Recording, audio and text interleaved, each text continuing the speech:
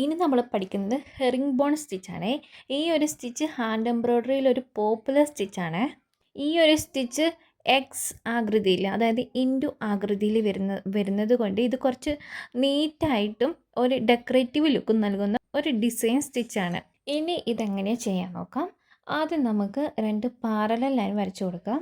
എന്നിട്ട് ആദ്യത്തെ ലൈനിൻ്റെ സ്റ്റാർട്ടിംഗ് പോയിന്റിൽ നിന്ന് സൂചി ഇതുപോലെ കുത്തിയെടുത്തതിന് ശേഷം രണ്ടാമത്തെ ലൈനിലേക്ക് ത്രെഡ് ഇങ്ങനെ ചെരിച്ച് വെച്ചതിന് ശേഷം അവിടെ സൂചി കുത്തി അതിൻ്റെ തൊട്ട് പുറകിൽ കൂടി സൂചി കുത്തിയെടുക്കുന്നു. അവിടെ നിന്ന് മേലത്തെ ലൈനിലേക്ക് ത്രെഡ് ഇതുപോലെ ചെരിച്ച് വെച്ചതിന് ശേഷം അവിടെ നിന്നും സൂചി കുത്തി അതിൻ്റെ പുറകിൽ നിന്ന് സൂചി ഇതുപോലെ കുത്തിയെടുക്കുന്നു. ഇതുപോലെ ക്രോസ് ചെയ്താണ് നമ്മൾ ഹെറിംഗ് ബോൺ സ്റ്റിച്ച് ചെയ്യുന്നത്. ഇത് അടുപ്പിച്ചും ചെയ്യാം, ഗ്യാപ്പ് വിട്ടും ചെയ്യാം. നമ്മുടെ ഡിസൈൻ അനുസരിച്ച് എങ്ങനെയാണെന്ന് വെച്ചാൽ അതുപോലെ ചെയ്തെടുക്കാം കേട്ടോ. ഈ സ്റ്റിച്ചിൻ്റെ പ്രത്യേകത എന്താണെന്ന് വെച്ചാൽ 2 വരകൾക്കിടയിൽ ഇതുപോലെ ക്രോസ് ആയി പോകുന്ന പാറ്റേൺ ആണല്ലോ.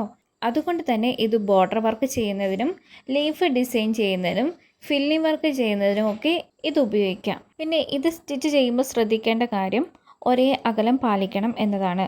ചില സ്റ്റിച്ച് ചെറുതും ചിലത് വലുതുമായിട്ടുണ്ടെങ്കിൽ നമ്മുടെ ഡിസൈൻ ഒരു ഭംഗി ഉണ്ടാവില്ല.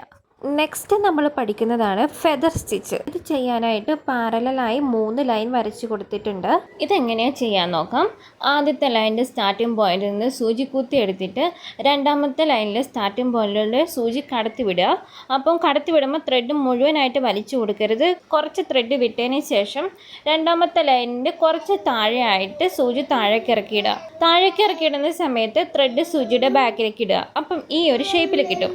ഇനി അതിൻ്റെ നേരെ മൂന്നാമത്തെ ലൈനിലേക്ക് സൂചി ഇതുപോലെ കുത്തിയിട്ടതിന് ശേഷം സെക്കൻഡ് ലൈനിൽ നടുക്കത്തെ ലൈനിലൂടെ സൂചി പൊക്കിയെടുക്കുക. അപ്പം ത്രെഡ് ഒരുപാട് വലിച്ചു കൊടുക്കരുത്. നടുക്കത്തെ ലൈനിൻ്റെ കുറച്ച് താഴെയായിട്ട് ഇതുപോലെ സൂചി പൊക്കിയെടുക്കുക. അപ്പോൾ ആ ബാലൻസ് ത്രെഡ് നമ്മൾ സൂചിയുടെ പിറകിലേക്ക് ഇട്ട് കൊടുക്കണം. എന്നിട്ട് സൂചി വലിച്ചു കൊടുക്കുക. വീണ്ടും അതിൻ്റെ നേരെ താഴെയായിട്ട് ഒന്നാമത്തെ ലൈനിൽ ഇതുപോലെ സൂചി കുത്തിയെടുക്കുന്നു. സെക്കൻഡ് ലൈനിൽ നിന്ന് കുറച്ച് താഴേക്ക് മാറി സൂചി പൊക്കിയെടുക്കുന്നു. അങ്ങനെ ആ ലൈനിൻ്റെ അവസാനം വരെ ഇത് ചെയ്തെടുക്കുക. എന്ത് സിമ്പിളായിട്ടാണ് ചെയ്തെന്ന് നോക്കിയാൽ. ഫെദർ സ്റ്റിച്ച് പല ടൈപ്പ് ഉണ്ട് കേട്ടോ. ഡബിൾ ഫെദർ സ്റ്റിച്ച് ഉണ്ട്. അങ്ങനെ അപ്പം 4 ലൈനായിട്ട് ചെയ്യാം, 5 ലൈൻ ഇട്ടിട്ട് ചെയ്യാം. അങ്ങനെ ഈ ഒരു രീതിയിലാണ് നമുക്ക് ചെയ്യാൻ പറ്റുക. ഇത് സാധാരണയായിട്ട് ചെടികളൊക്കെ ചെയ്യുന്ന സമയത്ത് സ്റ്റെംസ് ആയിട്ട് ഉപയോഗിക്കുന്നുണ്ട്.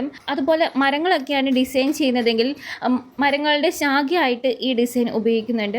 അങ്ങനെ പല രീതിയിലും നമുക്കിത് ഉപയോഗിക്കാം. വേണമെങ്കിൽ നമുക്ക് സാരിയുടെ ദുപ്പട്ടയുടെ ബോർഡറൊക്കെ ആയിട്ട് ഉപയോഗിക്കാം. അങ്ങനെ ബോർഡർ കൊടുക്കുന്ന സമയത്ത് ആ ഒരു ഒരു ഷേപ്പ് ഉണ്ടല്ലോ, ആ ഷേപ്പിൻ്റെ ഉള്ളിൽ നമുക്ക് പൂക്കളായിട്ട് ഫ്രഞ്ച് നോട്ടോ അല്ലെങ്കിൽ ലേസി ഡേസി സ്റ്റിച്ചോ അങ്ങനെ എന്തെങ്കിലും ചെയ്ത് കൊടുക്കുക.